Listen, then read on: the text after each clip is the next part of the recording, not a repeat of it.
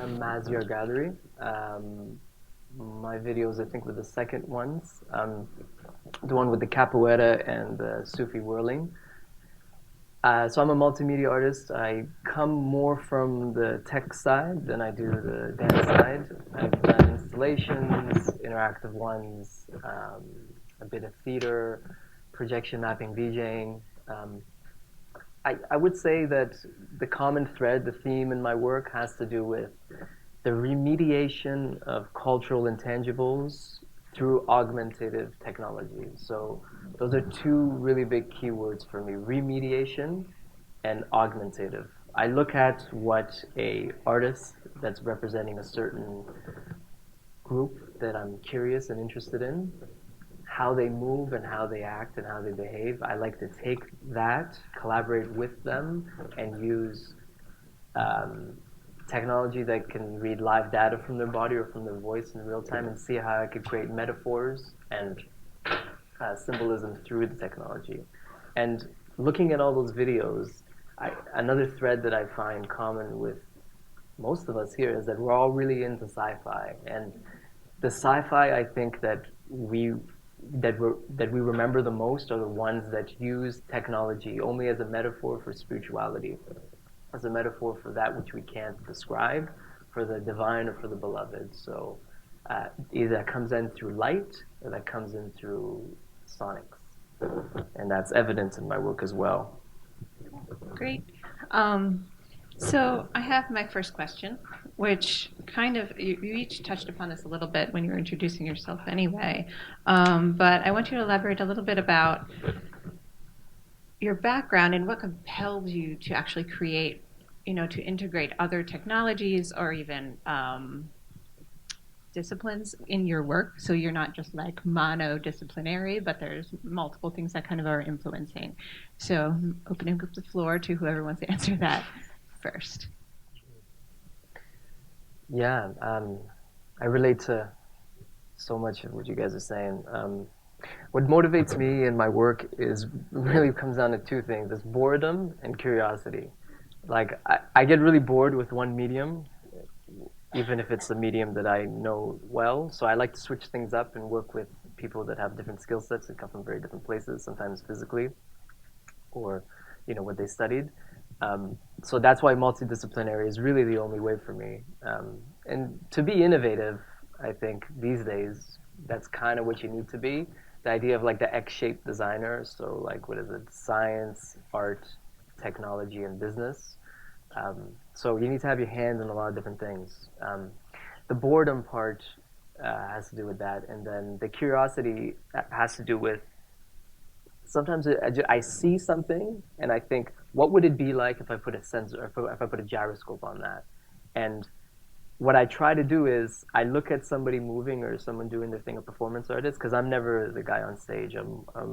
I find something that excites me, and if I can't describe it, I try to have a conversation with them and reflect on it, and then I just sketch and I think of what that makes me feel like when I see them do their thing, or them telling me about their experiences as they're doing it, and I think about a sound or visual or both, and how that output can be triggered by what they're doing in real time. So it's like the abstraction of the body. Like I like to take the things that I like from live events, theater, dance, whatever it may be, film, and installations. So like even like a corridor. So I always hate when you see.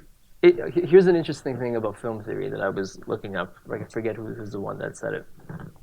Sometimes when somebody's watching a play, they look at it and they know it's fake. They see the person speaking louder than they have to, and they're like, "What is that person pretending to be Hamlet or whatever?" Right? But why is it that when we watch a movie that's filmed probably a year and a half ago with a bunch of VFX in it, we buy into it right away, and the thing is in a box, right? If you see a bad play, maybe you won't go to plays again. But if you see a bad movie, you're gonna still watch movies. So I think that there's a dissonance. Maybe it's a very cultural thing, but what I'm trying to say with that is that we believe what's on the screen more. There's something about an emanating light that we just kind of get fixated on, whether it's a source light of that projector or this playback right here screen. So we buy into what's on a screen a lot. So if I can blend that and highlight the human on stage, but have what that person's body can't say poetically through the body, then I look at the screen and the speakers to help me tell the story. So that's kind of what motivates the driving force of a project I start out. Great. Yeah. That's all great stuff you all have. So I wanted to just ask a little bit more about how often do you work outside of your own limitations in order for the pursuit of the artistic vision?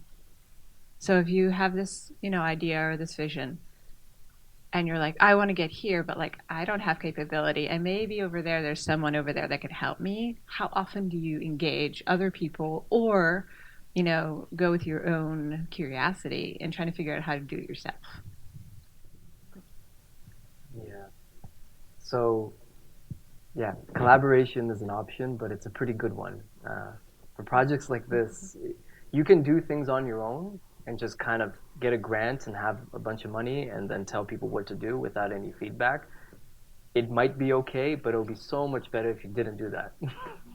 um, so I guess I would break it down into kind of, okay, so when my work, the cultural side, like I work with people that of a demographic that's not my own. Like I don't know firsthand what the black experience is. I don't know. I was born. I'm an Iranian Canadian guy, and I know Rumi's poetry pretty well, but I don't know the life of a Sufi in Turkey or even worse in Iran these days. But that's another story.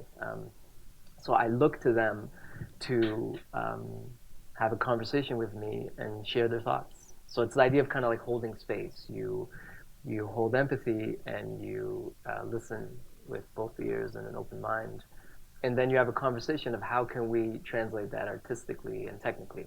So the second part is the tech. So what I really noticed with working with technicians is that you can get really lucky and find people that can interpret what you're saying, but most of the time it's kind of not like that, especially if you're on a limited budget and you need to go with maybe a few coders that aren't as experienced with a project. Maybe they know how to code the site or make an interactive experience online, but they may not know how to communicate with people of a certain group. So what a skill set that you need as a director is how to communicate certain things to a zeros and one person. How to meet them in the middle and be able to read their limitations and turn down the volume of those limitations and turn up the volume of the stuff that they can do better than you. And that's what's always going to make a better show than not doing that way. Kind of piggybacking onto that last thought, I was just wondering, just briefly, very briefly, discuss what tools specific, since we're at a tech conference, it's kind of appropriate to talk about this. Yeah. What specific tools do you use or tend to gravitate towards? So thanks for asking a very practical question. So you guys are here, I guess, because you're interested in doing projects like this. So where do you start, right? So so Max MSP node-based for sound output, and there's an open source version of that called Pure Data. Isadora is also node-based. You don't need to know how to code for that. It takes MIDI, it does mapping, it's awesome. You can get the demo version. You can't save anything, but you can just leave it open and build your scenes. It's basically a cure, right? So in theater, the different stages, we could talk a bit about that. It's awesome because it does mapping now, the latest version, so that's great.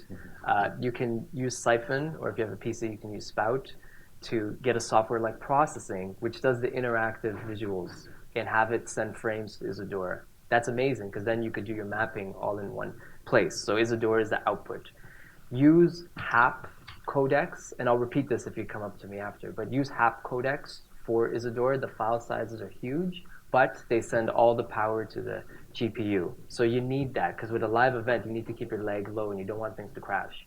It still might, but at least you're blessing the gods or whomever, right? So processing for live interactive visuals. If you're just really VJing, and you could use Resolume, but that free version, it's not a cheap software. That free version has a watermark. And there are some mapping things that you could do, like cheap $10, $5 apps for your iPad. And you could do mapping like that. So if there's an idea you have of an input-output relationship you want to do for a live event, you don't need to jump right into Arduino and the sensors right away or a Connect.